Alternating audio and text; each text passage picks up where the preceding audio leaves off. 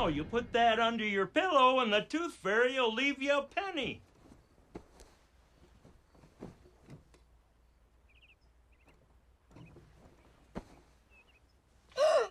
There ain't no tooth fairy, idiot! Now clean up that horse. Carry on my wayward son. There'll be peace when you are done. Lay your weary head to rest. Don't you cry no more. Hello everybody, welcome back to Common Sense Christianity. Today we're diving into a deep, thought-provoking topic that's been on my mind for a while. It's about the story of Adam and Eve in the Garden of Eden, a story most of us have heard, whether you're religious or not. But I want to look at it through a fresh lens, a lens of fairness, compassion, and common sense. Specifically, I want to compare Adam and Eve to two innocent little kids, siblings who are tempted by their parents in a way that sets them up to fail. And when they do fail, they're punished, not just them, but all their descendants forever. Sounds harsh, right? Let's break it down step by step. And I'm going to argue that the way God handled Adam and Eve's mistake wasn't loving or forgiving. It was cruel and unfair.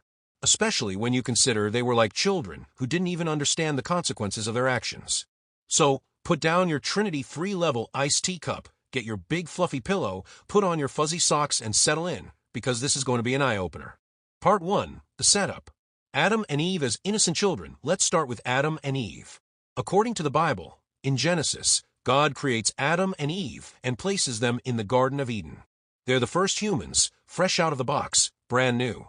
They're innocent, pure, and don't know anything about sin, death, or suffering. Think about that for a second. They're like newborn babies in adult bodies. They've got no life experience, no context, no understanding of good and evil.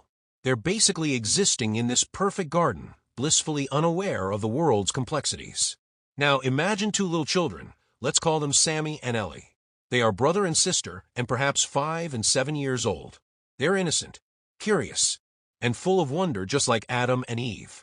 Their parents, their mother and father, set them up in a cozy living room with toys, snacks, and everything they need to be happy. But right in the middle of the room, on the coffee table, the parents place a shiny, tempting bowl of their favorite candy. Chocolate truffles, the kind that looks so good you can't help but stare. And the parents say, Sammy, Ellie, you can play with all the toys, eat all the snacks, but do not touch the chocolate truffles on that table. If you do, something very bad will happen. Don't eat any of those chocolates or you will be sorry. Sounds simple enough, right? But here's the catch. The parents don't explain what will happen. They don't say, if you eat the candy, you'll get sick, or you'll be grounded for a month, or even, you'll never get candy again. They just say something bad will happen. Remember, Sammy and Ellie are little children. They don't know what bad means in this context.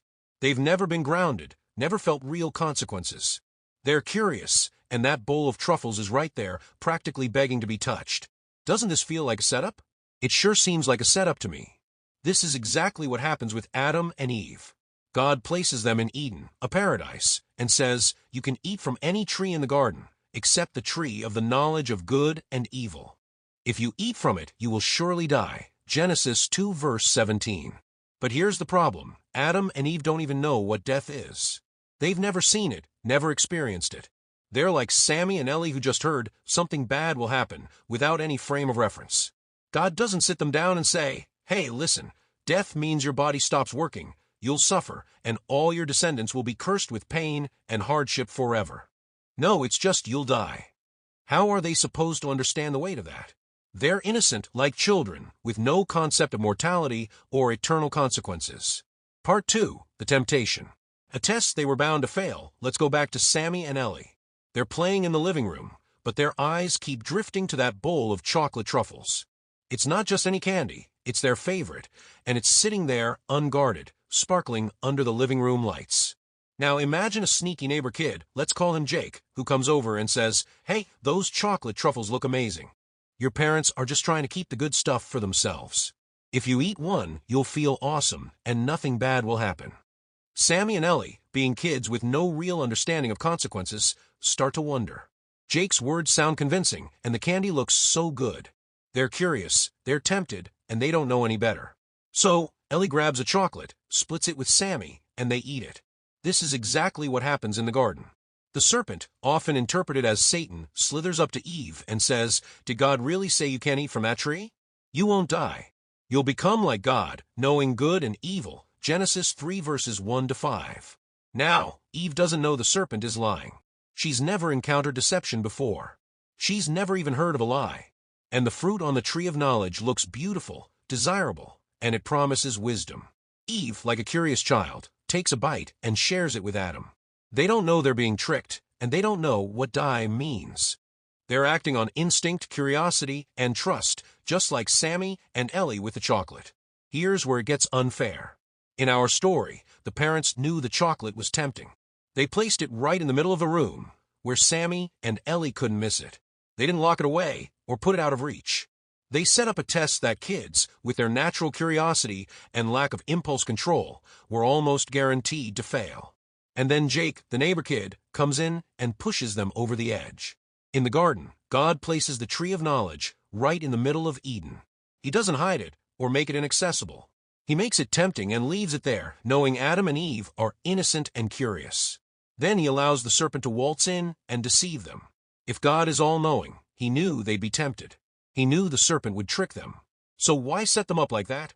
It's like the parents leaving the chocolate out, knowing Jake's going to show up and egg the kids on. It's a test rigged for failure. Part 3. The punishment, cruel and disproportionate. Now, let's talk about what happens after the kids eat the chocolate. Sammy and Ellie take a bite, and it's delicious, but then the parents storm in, furious.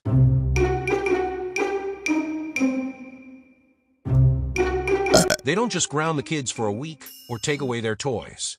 No, they go nuclear. They say, because you ate that chocolate, you're banned from ever having candy again. You're kicked out of the house. You have to work hard jobs for the rest of your lives, and every single one of your children, grandchildren, and great-grandchildren will be punished too. They'll never know the joy of candy, and they'll suffer for your mistake forever. Can you imagine? If a parent did that, we'd call them abusive, cruel, and downright unhinged. No one would say, "Oh, that's a loving mom and dad." We'd be horrified at the overreaction. This is exactly what happens to Adam and Eve. They eat the fruit, and God doesn't just give them a timeout or a stern talking to. He curses them and all of humanity.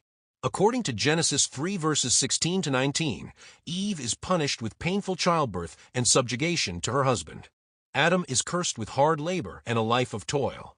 They're both kicked out of Eden, cut off from paradise, and introduced to death, suffering, and sin. And it's not just them. Every human born after them inherits this curse, this original sin, because of one mistake. One bite of fruit, taken in innocence, dooms the entire human race to suffering, pain, and death. Let's pause and think about this. Adam and Eve didn't know what they were doing. They didn't understand death or sin. They were like Sammy and Ellie, curious kids who made a mistake because they were tempted and didn't know any better. If the parents in our story explained to Sammy and Ellie, "Hey, that chocolate has something in it that'll make you sick, and here's what sick means," do you think the kids would have touched it? Probably not. If God had sat Adam and Eve down and said, "Death means your body stops working, you'll suffer, and all your kids will suffer too," do you think they would have touched that tree in a million years? I certainly don't. They were innocent, not rebellious. They weren't trying to defy God. They were curious and deceived. Part 4, a second chance. What a loving parent would do now. Imagine a different ending for Sammy and Ellie. After they eat the chocolate, their parents come in, see what happened, and instead of flipping out, they sit the kids down. They say, "Okay, you ate the chocolate, but you didn't know what would happen. Let's talk about it. The reason we said not to eat is because it could make you sick, and sick means you'll feel awful and might have to go to the doctor. Now that you know, let's try again. Don't eat the chocolate, okay?" The kids, now understanding the consequences, nod and promise to do better. The parents forgive them, keep the candy out of reach this time, and life goes on.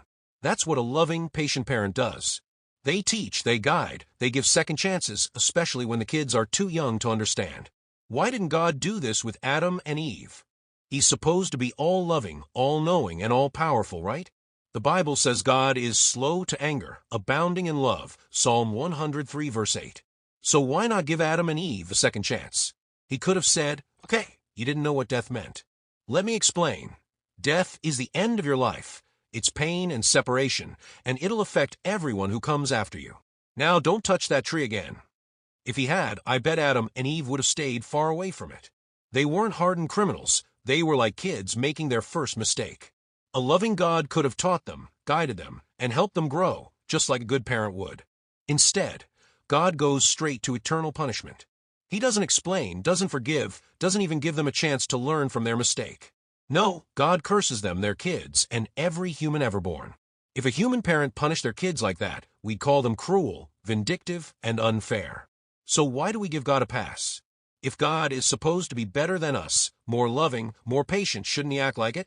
Part 5. The hypocrisy of a loving God. Here's where the Bible starts to feel hypocritical.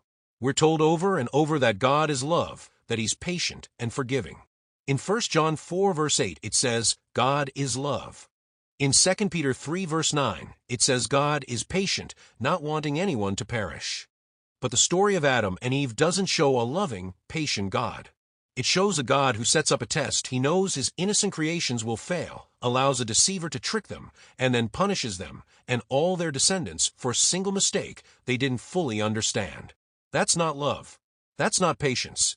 That's not forgiveness. That's cruelty, plain and simple. Let's go back to Sammy and Ellie. If their parents punished them and all their future kids forever for eating one piece of chocolate, we'd judge those parents harshly. We'd say, what kind of monster does that to their own kids? They're just children. They're learning. We expect parents to guide their kids, to teach them right from wrong, not to destroy their lives over one mistake. So why do we hold God to a lower standard? If God is supposed to be the ultimate parent, the ultimate source of love, shouldn't he be more forgiving than a human parent, not less? Adam and Eve were like kids in adult bodies. They were created fully grown, but they had no life experience, no knowledge of good and evil until after they ate the fruit. Punishing them for their first mistake is like punishing a toddler for touching a hot stove before they've learned it burns. A good parent would teach the toddler, not banish them from the house forever. God had the chance to teach Adam and Eve, to help them grow, but instead, he chose punishment. Eternal, generational punishment. That's not the act of a loving God. That's the act of a vindictive one. Part 6. The ripple effect. Punishing the innocent. Let's talk about the descendants. In our story, Sammy and Ellie's kids, grandkids, and great-grandkids are banned from ever eating candy, all because of that one chocolate they ate when they were 5 and 7. Imagine those future generations, born into a world where candy is forbidden, where they're told they're cursed because of something their ancestors did. They'd be confused, angry, and resentful.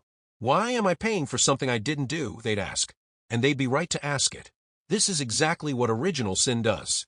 According to Christian theology, every human is born with the stain of Adam and Eve's sin. We're all punished for their one mistake, pain, suffering, death, all because two innocent people ate a piece of fruit thousands of years ago. How is that fair? If a human parent punished their grandkids for something their parents did, we'd call it unjust. We'd say it's wrong to hold kids accountable for their ancestors' actions. So why is it okay for God to do it? Why do we accept a system where billions of people suffer for something they had no part in? Part 7. A better way. What God could have done. Here's how the story could have gone. Imagine God sees Adam and Eve eat the fruit. Instead of cursing them, he sits them down and says, "You didn't know what you were doing, but let me explain. That tree was off limits because it changes you. It brings knowledge of good and evil, but also pain, suffering, and death. Death means your body stops, your life ends, and it's not just you, it'll affect everyone who comes after you. Now that you know, let's start over. Stay away from the tree, and I'll guide you." Adam and Eve, now understanding the stakes, would have listened. They'd have grown, learned, and become better stewards of Eden. That's what a loving parent does. They teach, they forgive, they give second chances. They don't destroy their kids' lives over one mistake, especially when the kids didn't know any better. God, with his infinite wisdom and power, could have chosen this path. He could have shown the love and patience the Bible claims he has. Instead, he chose punishment, exile, and a curse that echoes through every generation.